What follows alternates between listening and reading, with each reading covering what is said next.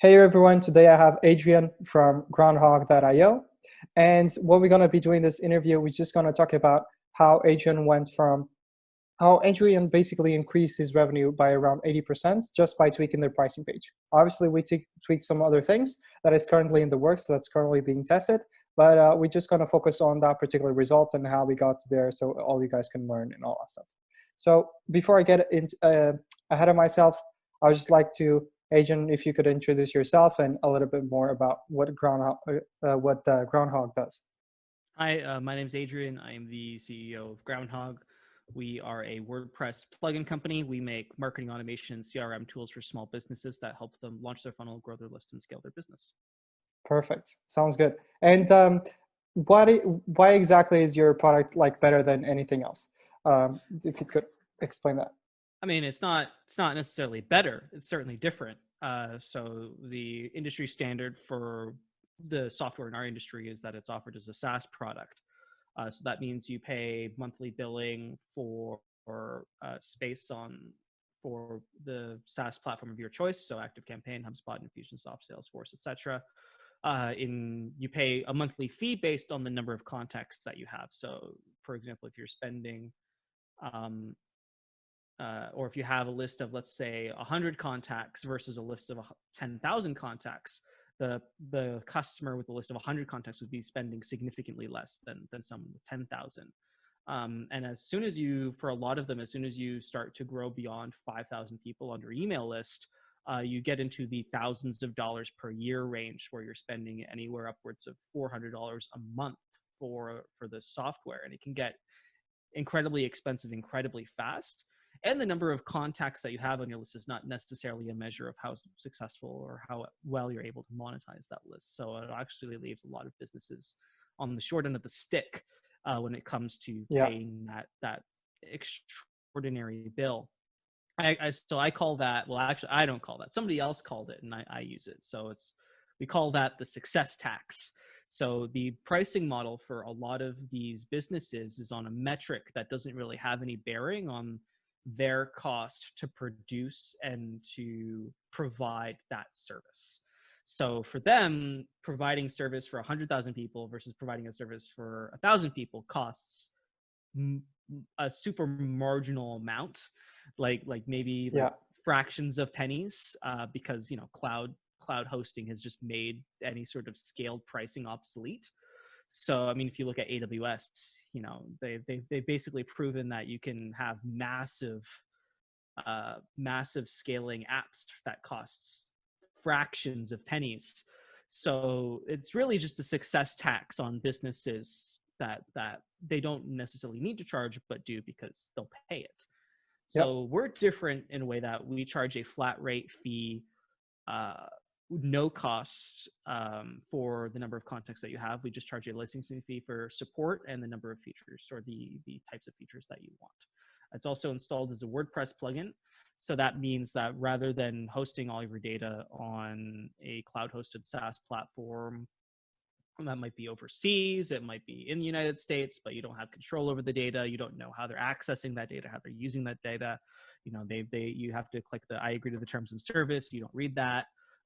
With our platform, it's actually all the data is hosted on your WordPress website, which means you have complete and total control over it, which makes a lot of compliance for GDPR extremely easy, makes a lot of stricter European regulations really easy, makes CASO compliance and HIPAA compliance really easy, because you have total control over that data, and you're not necessarily sharing it with another organization that you don't really know what they're doing with it.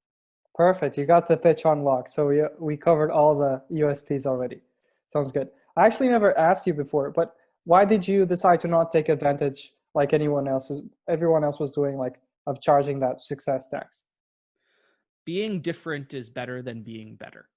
It's a very saturated market, CRM and marketing automation. There is a lot of players. We have over a dozen comparison pages with other well-established CRM and marketing automation providers. And really it just came down to, well, how are we going to separate ourselves and be different and make marketing automation and CRM accessible to a large number of businesses that would otherwise not be able to access this kind of help and tool. And it basically just came down to what else do we know? What kind of business and what kind of industry are we familiar with? And for me, that was the WordPress industry. I've been in WordPress for a long time. I've built WordPress plugins before. I had an existing WordPress business, so it's something that I knew how to get started. And honestly, it was the path of least resistance in order to creating a niche and creating our little corner of the market that helps people with CRM and marketing automation. Awesome. That sounds good. I also haven't told this before, but whenever someone like books a call with me, like I remember talking with probably like 30 or 40 different email marketing tools that I just told them I couldn't help because there's no way they would stand out. There's just like way too many already, right? And even from the established ones. So I'm glad you decided on something. Yeah, I mean, there's just like you can't compare with the current market on features, right? There's because they all have the same features. Groundhog has similar features to all of the other ones. It's just our business model and the way that we actually provide those features is what separates us. All the current ones have been around for a while, right? All the big ones have been around for a while, and they've been able to establish themselves and kind of cement their hold on the market. Google, if you type in marketing automation for whatever, search results are dominated by HubSpot, ActiveCampaign, and Infusionsoft. Maybe Drip, maybe ConvertKit, but those are Yep. kind of like the top ones out there because they just have content on lock, and it's just so hard to compete unless you're willing to do things differently, which we decided we'd do really, really early on by providing the same level of service, top quality, and a very, very, very comparable feature set in a different way. Yeah, and that's what I liked because then what I would have to help you guys do is just help you highlight those differences. That's what basically made the difference in this case. So Yes. if we go back to the beginning, what were you doing like before you started working with me? What were you trying to fix? What kind of problems were you trying to tackle? Well, I mean, like any good marketer, I just copy other successful people. I don't invent anything on my own. So I went around and looked at what other marketing automation CRM tools are doing. There's a guy in the WordPress industry. His name's Syed Balkhi. He has a ton of successful WordPress plugin businesses. It's ridiculous. We're talking if like one of the only multi-million-dollar WordPress companies that there are, right? Besides Automatic itself. So I used a lot, or I emulated a lot of his stuff, a lot of his pricing pages, and a lot of his homepage template copy. I basically kind of just like templatized and made it work for my own business, and that actually helped a lot. That got me from coming up with my own stuff to a little bit of a better result. So that was step one, and then what the difference or the problem was that a lot of those templates that I was using that he was providing, as well as the other marketing, they weren't necessarily highlighting differences because it was either the only option or a very like specific niche option that didn't really need to identify how it performed against USP. Okay. competition. But in my niche, there is so much heavy competition, and you're playing for big dollars, right? So people who invest in marketing automation spend a lot of money. So it's a little bit more competitive than what I was trying or what I was emulating based on otherwise. And I don't think I was making a good enough case for why someone should choose Groundhog over, let's say, ActiveCampaign, for example, or HubSpot. Okay. And why do you think you weren't making a good enough case? Which things do you think like were missing or maybe people were confused about? So well, number one is that we've recently so one of the decisions that we made early was that we didn't want to be the bargain CRM, right? We didn't want to frame ourselves as the cheap option, Yep. as that when you can't afford anything else, use Groundhog. We didn't want that kind of customer. So we made that decision early on that we weren't necessarily going to compete on price. And we weren't going to make that a selling point. We were going to win on the merits of how great our tech was and our great reviews and our level of support and training, and the fact that we were different, self-hosted data, open source, all of that good stuff. And while all of that worked, price matters still, and we people didn't understand the correlation between not having to pay for the number of contacts that you have and our tool. So they weren't saying, well, why should I use you versus ActiveCampaign? It's like, well, with your size of list for ActiveCampaign, your bill is going to be like $1,000 to $3,000 per year. With us, it's going to be a flat $480, no matter how big your business is. Right. And we weren't telling anybody that because we didn't want to compete a price and be the cheap option, but it really, we just needed to frame it better. We needed to say we're not cheap option, but our pricing is different, and this is how it's different. So it avoids being the bargain option while still saying, hey, listen, you can save a ton of money by working with us instead. Got it. Okay. So it was more like about, you were just struggling to frame it better, and you were just a little bit conscious about talking too much about the price because you would be afraid you just attract those customers that pay you almost nearly nothing and just demand too much support out of you. Yeah, we don't want those people, right? That's not the kind of customer that we want.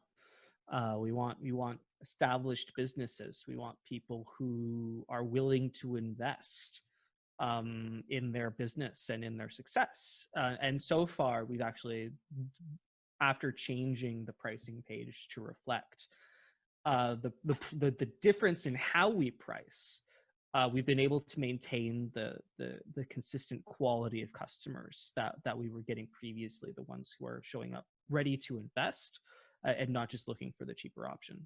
Perfect. I think something that helped a lot is the angle that we used is more like, okay, the other guys are not being fair with their pricing, and we are just the ones that don't charge you that success tax. It's not necessarily like we're the cheapest. I wouldn't say it's necessarily about being fair. But it is different, and it is a success tax at the end of the day. Governments charge tax though, so they can do whatever the heck they want, right? Yeah. Their business model is their business model, and power to them. And honestly, for the sizes of those businesses, I don't know that they'd actually be able to offer probably the way that we do it, right? I think that it's almost they have to do that. They could probably charge less. But in order to provide, the offices, the towering offices of support agents, there's a trade-off that happens, right? So I have a lean team. We all take care of support. We all do development. We all do training. We all pitch in, and that's not how those organizers are structured. So, while it's definitely a success tax, it's because like one of those necessary evils things. But if you don't want to pay the success tax, then you can work with us instead. And you can save a lot of money and still get a similar result in terms of support training and functionality. Perfect. Okay, that sounds good. Do you happen to remember when you first heard about me? Yeah, I got a Facebook invite to your Facebook group from Chris Badgett, Lifter LMS. Got it. And so I was referred. Awesome. So, and what exactly piqued your interest? Well, he sent me a landing page template, and I looked at it, and I'm like, this looks good. So I mean, and don't be offended, but I messaged Chris because I've never heard of you before, and as a marketing guy who spends a lot of time in the marketing industry, I know a lot of the big names, and yours hasn't come up. So I messaged Chris. I'm like, is this guy legit? I think you told me that to my face at the time, but I'm not sure. Yeah, and I messaged Chris. I'm like, is this guy legit, right? Like, and he said yes. You helped him get a better result for his $1 trial, which we also worked on. The results aren't in yet, but hopefully they look promising. We'll see in a couple weeks. But I asked if he's legit, and then I got on a call with you, which was also interesting because there was, and again, don't take this the wrong way, but there was zero sales going on there. All you were doing was helping, which is great. And I got to the end of the call, and I was waiting for the, all right, well, here's where I can help you. And I'm like, it didn't happen. And I'm just like, okay, well, what's the next step? Where do we start? Do I pay you now? Like, what's the deal? So I was waiting for that. So If you don't, if anybody's looking for help and doesn't want to feel pressured to buy anything, then definitely you're the guy to talk to.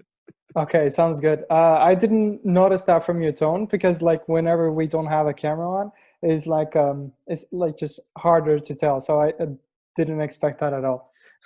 I do remember you're saying, okay, what's the price or something like that, and I don't know. So a lot of these conversations just end up going like that, but I don't know. Maybe that's the No, impression it's that good people have. because it's all about you're all about helping rather than selling, which I myself preach, and encourage my own audience to do, and that's exactly what happened, and that's good because I felt even from our initial introductory meeting, I learned a lot, and that there were a lot of ways that we could probably improve our process, and you've been able to do that. So Perfect. That sounds good. promises made, promises kept.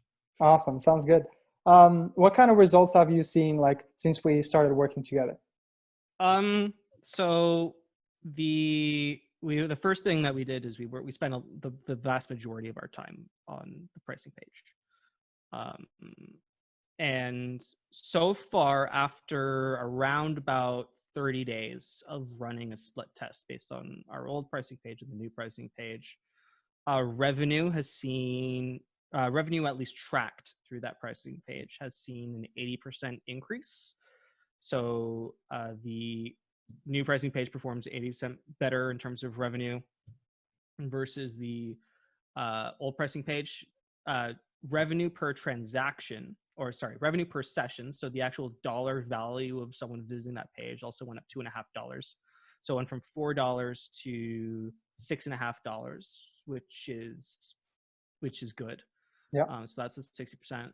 The number of transactions had an increase of 50%. So 50% more transactions in each of those transactions that was actually worth more than they were on the previous page. So pretty good results all in all. Perfect. I mean, to me, that sounds good. I think the pricing pages were like a low-hanging fruit, and I think we were super excited for the results of all these other things that we worked on. Um, how would you say that, in terms of what we learned or what we talked about and all that stuff, how would you quantify how the business or other areas of business have been affected by the stuff that we worked on or the stuff that it's currently in the works? Or what kind of results we expect from that as well? Well, working on the pricing page was really the catalyst for uh, taking on the success tax as one of our core values and one of our sales tactics. It's I mean, I spoke to someone on a sales call. I've been doing sales calls this week. I don't usually do sales calls, but I thought I'd try it out and see kind of the results that I could get, and I did 2 yesterday. And one of the people I talked to had a HubSpot list of around 70,000 people. Now, if you're paying for HubSpot, you have 70,000 people on that list. Your bill is upwards of $4,000 a month. Okay. Which is a lot. nothing short of a lot, right? That's a very expensive HubSpot bill. And I was just like, well, it's like, how's the success tax? And he's like, it's not great. And I'm like, well, I can help you with that. He ended up becoming a customer. So people are really responding to the idea of that they don't necessarily have to pay more when they have more, because they can use open source and flat rate pricing instead to keep a flat bill and be able to scale and grow their business without financial consequences. Perfect. That sounds good. We also worked on these comparison pages that are currently in the works. How do you feel like the work that we've done in those comparison pages helped you explain like the differences between HubSpot and Groundhog and how Groundhog can, pretty much compete or pretty much be like the no-brainer in this case? Well, I mean, all of them. It all really comes down to they all start off with talking about the success tax, and so all of the comparison pages that I've done so far, which is ActiveCampaign, Keep, Confusionsoft, and HubSpot. Those are the 4 that I've currently tackled because those are the most popular ones that we get convertees from. So far, Everyone who's looked at those has responded to the success tax. The feature set is kind of second to that. I mean, our features are comparable pretty much like across the board. Anything you can do in Infusionsoft or you do in an active campaign is more or less doable in Groundhog. And, you know, a lot of times you could also just replace certain things with simpler things. We like simplicity. We think simplicity makes business easier. So we promote that a lot, and we show people how they can simplify a lot of their processes when they move over. So again, it's early to tell. We're trying to figure out if it's worth sending more traffic to the comparison pages. We don't get a ton of traffic there on that corner of our website at the moment. The traffic that does get there is high quality and high value. It's just not a lot of it. So over time, we'll be able to tell if it's having a larger impact. But we have been able to send the links one-off to people who requested them, right? So sometimes people just let's say, how does this compare against Infusionsoft? We'll be able to just shoot them the link and like, wow, this looks really great. So the things that we are saying, which is success tax, support, open source, own your data, those highlighting those key differences is certainly working. Perfect. Okay, that sounds good. Did that change how you think about the product at all? Like, because what usually happens with clients is when we actually increase the contrast between what their tool does versus what other tools do, they just get more clarity in exactly what the differences are. So in your case, where you said the open source part, working directly with WordPress, not charging the success tax, all that stuff. At the end of the day, our software helps small businesses launch their funnel, grow their list, and scale their business. And we can do that at a flat rate is what we added to the tagline there. So yeah, that's what our business did before. That's what it currently does, and that's what it'll continue to do. It helps simplify, consolidate, and automate small businesses, marketing automation, and CRM. The thing that has changed is what we tack on the end there and the way that we frame it, which is rather than charging the more as your business grows, we were able to say at a flat rate, and people respond well to that. Perfect. Awesome. What would you say was like the ROI of working together? Pardon? What would you say it was like the ROI of us working together? Why did I decide to work together? Now, what do you like? How would you quantify the ROI of the return on investment? Yeah. It'll pay for itself in probably another week.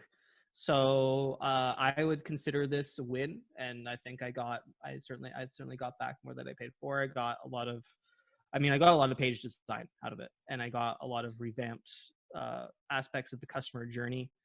I certainly learned a lot, and knowledge in itself is valuable. And then I'm currently still applying that knowledge to the various different parts of the customer journey.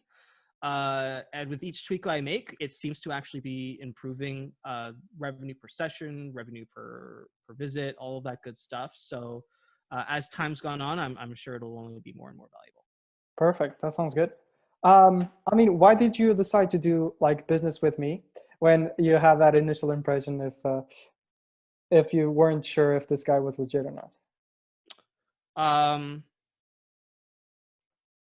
Well, I've deferred to a lot of people much smarter than me, and I essentially just asked, and I'm like, should I work with this guy? And they said yes, and I'm like, all right, well then we'll try it out and we'll see if it works. And it looks like it did, so it paid off. And I also like the fact, and in all honesty, when we did our initial calls, I like the fact that it was all coming from a help first perspective. I've done a lot of sales calls with a lot of punters, traditional American sales tactics. In Canada we call them punters, and it's just hard sell right from the get-go. And I like that I didn't really have to put up with that. That was nice. And it was all about helping, and I felt that if you could help, I should give it a go. And I should also mention that you made a payment plan available. That also was good for me to be able to have that option. in order to get the ball rolling a little bit faster than I otherwise Yep. would have been able to. So that was nice. Perfect. That sounds good. Was there like anything that kicked you over the fence, like so to speak? Like any specific thing or? Yeah, I mean, got to make more money. You know, you look at the revenue report for however many months in a row, and if it's not going up as much as you want, something needs to change. So for me, I had already made the decision that I was going to invest somewhere. It was just a matter of where that investment was going to be made. Was it going to be in education, where I educate myself from someone else and then do all the grunt work, or was I going to hire someone who'd already done it for somebody else, and then just have them do the heavy lifting, and I can just go ahead and implement it? I decided that my time would better be spent with the latter option, and just have someone with a little bit more experience in doing this help me out. So, but I had already made the decision that I was going to invest money. It was just a matter of where, and I'm glad that you appeared as if magically in my messenger from or in my notifications for the Facebook group. It's almost as if it was fate. I mean, I wouldn't call it fate. Maybe it was just uh, luck or magic or Happy whatever. coincidence. It was Yeah, serendipitous. yeah, sounds good. Would you recommend me to like other SaaS businesses? Yeah, for sure. I mean, no question. Um, the value that the value that I got out of it, I think, is certainly more than what my investment was. And I think there's lots of businesses that would be able to, lots of software businesses that will be able to benefit from just the first few calls where you're asking questions and you're challenging previous beliefs. I had a lot of my beliefs challenged. I don't usually, I consider myself a pretty open-minded person, and but sometimes I don't respond. So I had to be open to that process, and I had a lot of my beliefs challenged, and that's good when that happens, because that generally leads to new ideas and new epiphanies, and being able to create change. And change for business is always good, um, even if it's short-term loss, long-term gain, all of that kind of stuff. So I think any SaaS business that has been doing what they've been doing for a few years, and they're seeing, they're not seeing the numbers go up as fast as they'd like, that's when change needs to happen. And I think that you've been a good facilitator of that change. Perfect. Awesome. That sounds great. It's always good to know what the backstory looks like. Why would someone that is probably listening to this interview right now, like just take action into, booking that call, that initial call, or maybe just becoming a client? Well, so I mean, it comes down to this. Like, if you look at your numbers and you're not happy, then what are you willing to invest in order to make them better? If your answer is a lot, then you'll be happy to please it. I think that Pedro offers a very affordable service, especially for SaaS businesses that are doing 10K MRR a month or more. I was doing more by that point, but it's getting up there even further now. So I think if you're looking for that change, then Pedro is someone that you should probably talk to. I don't think everybody is necessarily ready. I mean, I had a lot of stuff prepared at that point. I think Pedro can help a lot. But if you're at the 10K MRR point and you've been doing it for a while, and you need change, then you should book the call. Perfect, man. That sounds great. Let's promote you a little bit and wrap this up. What would be like your number one advice for SaaS companies? My number one advice for SaaS companies. Oh my goodness. Well, I can give my number one advice that I usually hand out to small business in general, and that is, you should always be helping people first, and then selling later. Whenever I do sales calls, whenever I do webinars, whenever I do office hours, whenever I talk to people, live chat, whatever, I always answer people's questions and make sure that they actually get value from the time that we have together up front, before I even think about suggesting that they actually purchase something. That's reflective on our website as well on the pricing pages. We lay out all of the value that is currently available, as well as make a lot of value available for free before they ever have to make a purchasing decision. And I think a lot of SaaS companies do a poor job in identifying the value that someone can extract before investing. And I think that making that value a little bit clearer is going to not only have the effect of getting a little bit more sales, but it also develops a huge trust. You can start to develop a tribe. You can develop a customer culture. You can develop a Facebook group, a community of people, because when your business is focused, and this is from Chris, so I'm gonna credit Chris Badgett here. Yeah. When your business is focused around the customer rather than the products, that's when stuff starts to go right. And as long as you're helping the customer first, that's how you can start to develop a customer-centric product or customer-centric business rather than a product-centric business. Awesome. I mean, to me, that sounds great. It seems I'm following the same advice. So that sounds good. How could people find you like online?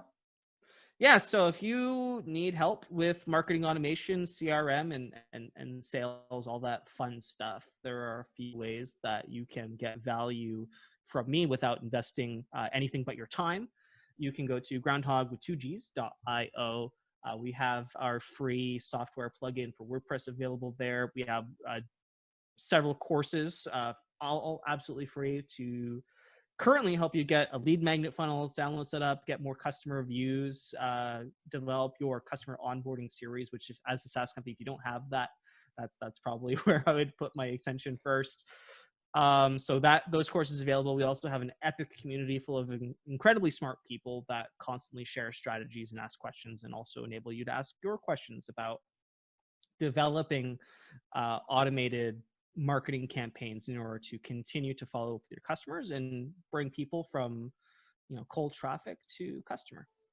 Perfect. I mean, and I can tell you right away that that community by itself is like super useful.